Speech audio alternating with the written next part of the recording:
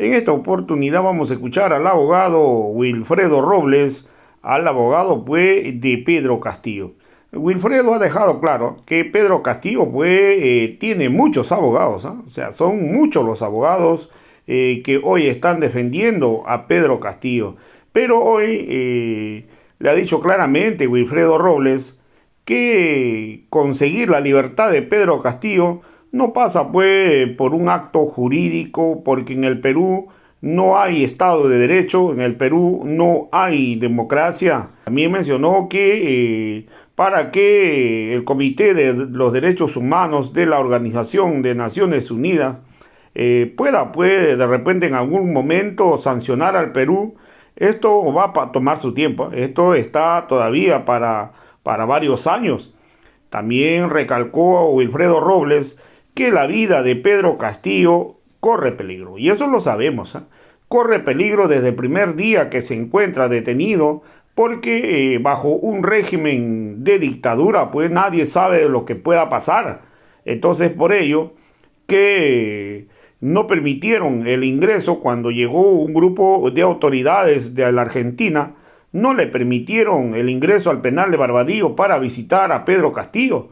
También ahora último, la llegada pues, de autoridades de Alemania tampoco le han permitido el ingreso y lógicamente estas autoridades están llegando al Perú preocupadas por la vida de Pedro Castillo. Entonces hoy la verdad que estas son las condiciones y cada día que pasa la situación se vuelve más crítica. Vamos a escuchar pasajes de las declaraciones sobre este caso del abogado Wilfredo Robles. Bueno, Walter Ayala no es una diligencia de una carpeta, creo que tiene una iniciativa de una acción de amparo. Una acción de amparo. Claro, no es parte de las investigaciones. Claro, porque lo que hemos visto nosotros, o lo que se ha visto a nivel nacional, es que ahora ha aparecido otro abogado, inclusive se le cuestionó un poquito porque no se sabía bien el nombre, olvidó el nombre del presidente Pedro Castillo, entonces eso le queremos saber. Si es, y los medios, los otros medios de comunicación, no a nivel nacional, están argumentando que nuevamente el presidente Pedro Castillo ha cambiado de abogado. Entonces lo que queremos saber es que o es que ha cambiado de abogado o es que más abogados están adheriendo a la defensa, que es muy diferente que cambie de abogado a que más abogados estén ahora defendiéndole a él. Claro, el tema es de diversas personas le plantean, le proponen, le sugieren al presidente Castillo que hay abogados a los cuales llevan ante el presidente con determinadas propuestas, que obviamente le proponen hacer determinadas actos de defensa. Hemos estado una semana, teníamos ya por la defensa que había anunciado no hace un tiempo en Barbadillo que estaría saliendo contra en libertad, y es por ello que inclusive una población que acampó a las afueras para esperar su pronta liberación. Cuéntanos un poquito al respecto, porque esas expectativas no fueron dadas. Bueno.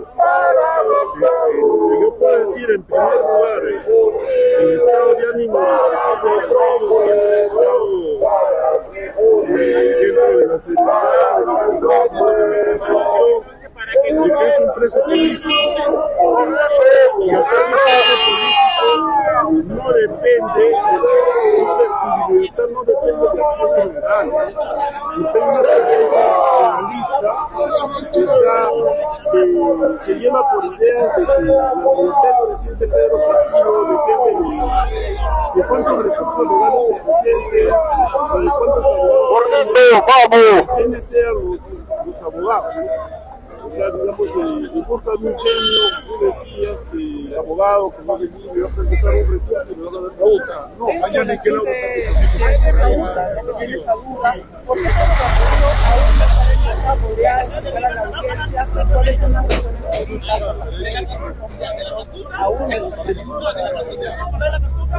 Las razones para que el presidente Pedro Castillo no salga no se pueden buscar en el ámbito del conocimiento jurídico, sino en el ámbito del conocimiento político y histórico. Porque si nosotros decimos que el problema es jurídico, entonces estamos diciendo que estamos en un estado de derecho. No estamos en democracia, estamos en una dictadura. No hay estado de derecho. Por lo tanto, si repasamos un poco la historia, y que seguramente no la repasan, o no fueron aplicados tal vez en sus clases de historia, o la olvidaron, mis colegas el presidente Castillo no está en libertad porque yo no estoy en la defensa, o porque no se está quitando mi entonces yo le preguntaría si algo de historia repasado. Una dictadura libera a su principal enemigo. ¿Creen que los jueces son independientes? Si dicen que depende de los argumentos o depende de cuántos adversarios están pensando que los jueces no son parte de esa dictadura, que no son jueces de la dictadura, que son jueces de la democracia. Entonces están soñando que están en una democracia. Y para las manifestaciones claras está viviendo un estado cívico-militar. ¿Cuáles serían los organismos internacionales que podrían colaborar para que se pueda ejercer una verdadera democracia de país? La democracia nunca la han recuperado tampoco los organismos internacionales. Por eso hay que repasar la historia. Una dictadura nunca ha caído ni porque los abogados presentan recursos legales. Yo quisiera que me pongan un ejemplo, así un solo ejemplo histórico. ¿Y cuál es donde no déjame terminar la idea? Porque ahí está lo erróneo, ese planteamiento legalista, es una desviación legalista de que los abogados con recursos legales, con escritos jurídicos van a tenerse bajo una dictadura. Eso no ha ocurrido jamás, ¿no? Ni tampoco que organismos internacionales se traen abajo una dictadura. Entonces, el tema es que los pueblos movilizados, la población organizada es la que se trae abajo las dictaduras. Y me parece que ese tipo de desviaciones, de decir que los mesías son los abogados más hablantes de YouTube, o que son los organismos internacionales, lo que está es soslayando que lo principal es la movilización popular y el requisito, la premisa, el presupuesto necesario para que haya condiciones de un debido proceso y condiciones para la defensa de Pedro Castillo es que caiga la dictadura. No hay otro. Doctor, entonces nos está diciendo que por más abogados que tenga el presidente Pedro Castillo, no lo van a poder hacer los argumentos legales para que lo puedan liberar. Eso nos está diciendo, o sea que no. La dictadura no libera presos políticos, nunca va a liberar a... Entonces, ¿cuál es el trabajo de los abogados en estos momentos? O sea, ¿para qué tener tantos abogados si a las finales no van a conseguir su cometido? Mire, la cantidad de abogados que pueda tener puede obedecer a la cantidad de carpetas que le fabrica la dictadura, pero es necesario, es un complemento necesario, no es lo principal. Para que caiga una dictadura no es lo principal. Entonces los abogados cumplimos una labor complementaria de dejar sentados esos fundamentos, esos argumentos para que cuando se recupere la democracia y se aperture un espacio de debido proceso se pueda resolver la situación del presidente Castillo y los demás presos políticos. Y además, el tema es que hay una necesidad de que los abogados asuman defensa jurídica y política. Estamos asumiendo, yo en la medida de mis posibilidades, ya que mis demás colegas lo asuman, depende también de su libre decisión. Ahora, ¿en qué proceso está? Porque sabemos que sabemos que en estos momentos, como ustedes lo han mencionado, como en otras entrevistas también, que los poderes del Estado, en este caso la Fiscalía, el Poder Judicial, no están trabajando en base a la democracia, ¿no? Suponemos que están ya. Entonces, se ha hecho una apelación al habeas corpus que han vuelto a hacer alguna instancia, están agotando las instancias legales en el Perú para que puedan presentar la denuncia a nivel internacional, a la Corte Interamericana, por ejemplo, o es que, en primer lugar, ¿en qué parte van? Claro, pues eso es un término muy suave, la Fiscalía y los jueces no trabajan de acuerdo. en una dictadura toman el control de todas las instituciones. Entonces la dictadura tiene el control del Ministerio Público, tiene el control del Poder Judicial. Eso es claro, o sea, son jueces de dictadura. Son jueces de dictadura, estos no son jueces de democracia. ¿Pero han agotado las instancias pertinentes? Por eso, si me dejas terminar. Ahora, habeas corpus yo no te puedo responder porque no he presentado. Sé que hay más de 50 habeas corpus. ¿O cuál es el trabajo, por ejemplo, que... o sea, ¿qué se necesita para que puedan presentar ya esta demanda a nivel internacional? Demanda a nivel internacional. A nivel internacional hay varios pedidos que se han hecho. Ahora, si usted a la quiere Corte llevar un Interamericana, caso, dicen a la Corte Interamericana. Por eso que a mí me decían aguafiestas porque decía la OEA, la Comisión Interamericana no va a dar un informe favorable al presidente Pedro Castillo. No me creyeron, claro, mientras otros difundían de que tal día, tal hora iba a salir. Pues, en fin, entonces ahora vemos pues, ¿no? O sea, que la lectura no solo puede ser jurídica, pues, legalista, tiene que ser política. Y la OEA está parcializada. Ahora, un caso, para que sea llevado a la Corte, tiene que concluir en una sentencia. Y acá, los casos del presidente Pedro Castillo están muy lejos de que haya una sentencia. Entonces no pueden llegar a apelar a una sentencia, a primera instancia, una instancia y todo lo demás, porque todavía no ha acabado una, no le han dado... O sea, no tiene sentencia en una... Los incidentes. Lo que yo tengo, por ejemplo, es el tema de rebelión, la prisión. Yo asumí la defensa cuando en una audiencia de prisión preventiva el presidente Castillo estaba sin defensa. Ninguno de los abogados designados llegó. ¿No? Entonces fue la segunda vez que él fue abandonado y sin defensa, porque la primera fue el 7 de diciembre. ¿No? Los abogados designados no estuvieron. Y esta segunda vez fue en la audiencia de prisión preventiva. Entonces a raíz de eso sale una resolución que le impone 18 meses, apelamos la resolución. Luego fuimos a la audiencia en sala, la sala confirmó, presentamos un recurso de casación y ese recurso fue declarado improcedente, según decían ellos, porque por encima de la Suprema no había otra instancia para que dé la casación. Entonces eso es lo que planteamos. Ahora lo nuevo que hemos planteado es una tutela de derechos por vulneración al derecho a la imputación necesaria. Estamos a la espera de que se pronuncie el juez, pero eso no es sentencia. Sentencia es cuando se resuelve la culpabilidad o la inocencia de una persona. Y eso todavía está lejos de que pase. Ahorita todo está en investigación, que es la primera fase del proceso penal.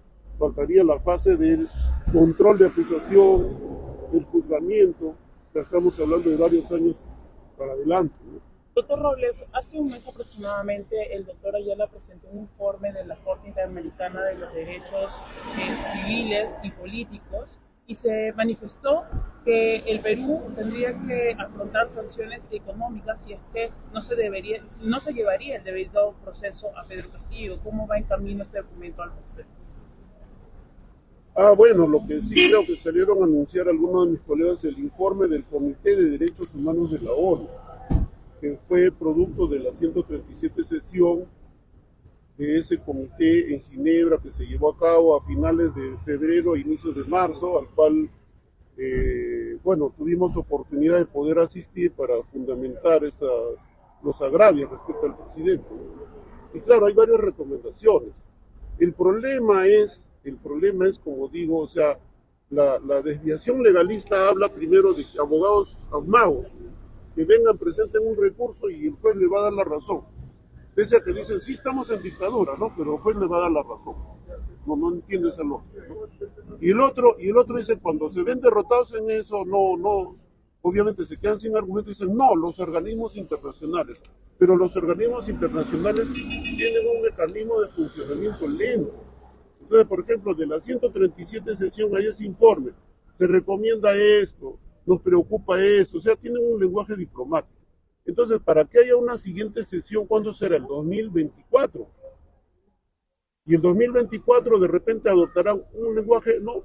En todo caso se le amonesta, ¿no? O se le llama la atención porque esto no se ha resuelto, siguen usando militares, esto, ¿no?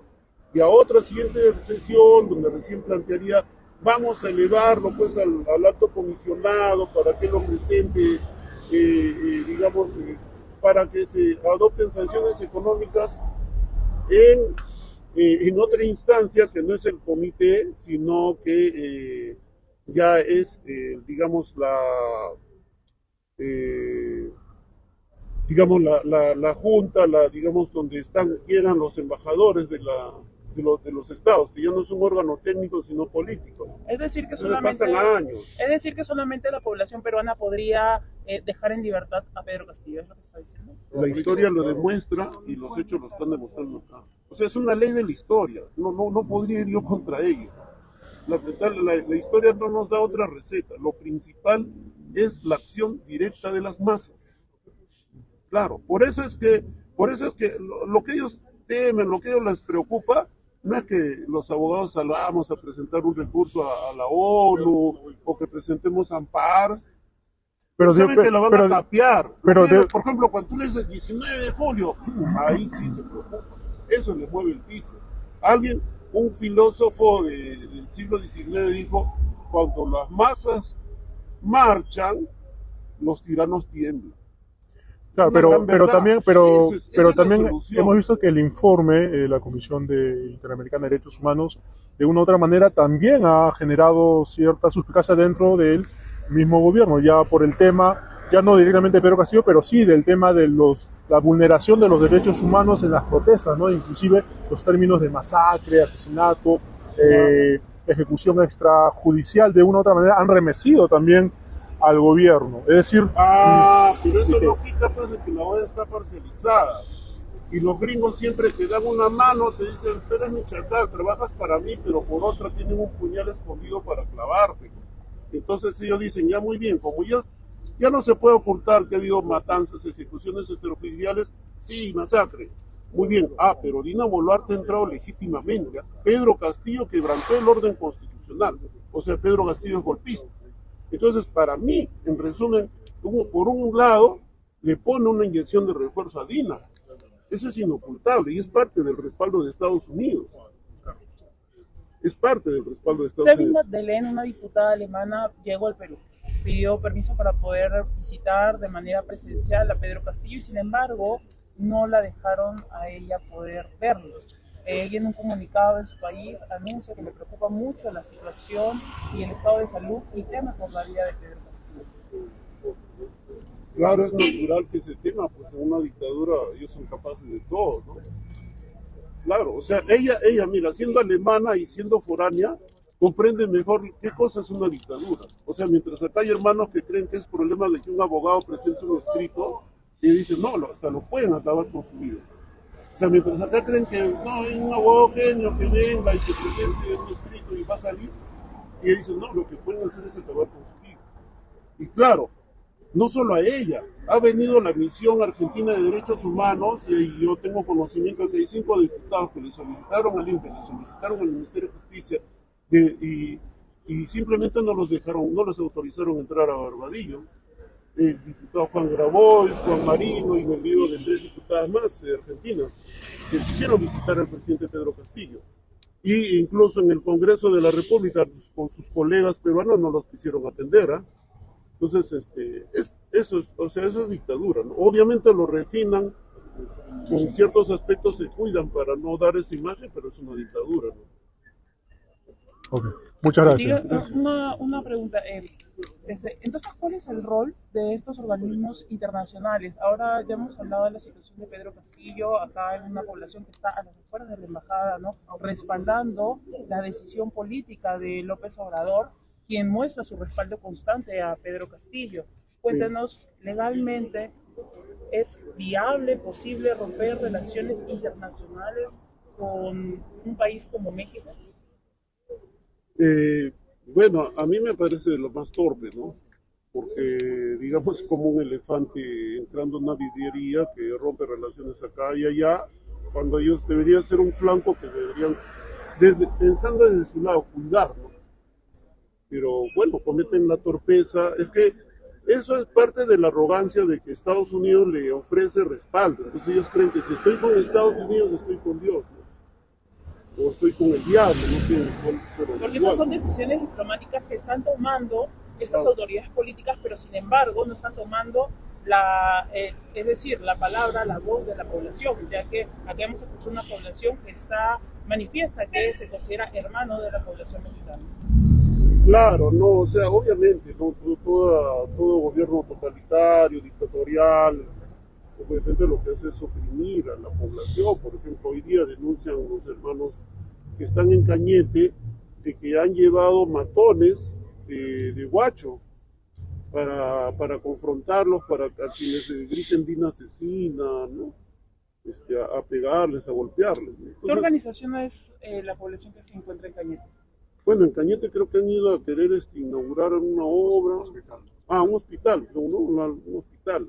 El hospital, claro, el hospital Sí. Entonces, por de ejemplo, hay Cañete, ¿no? denuncias que Han venido, amenazado o sea, a los ciudadanos que viven dentro de Cañete. delincuentes de Huacho han llevado desde el Callao para agredir a la población que ha querido manifestar, ¿no?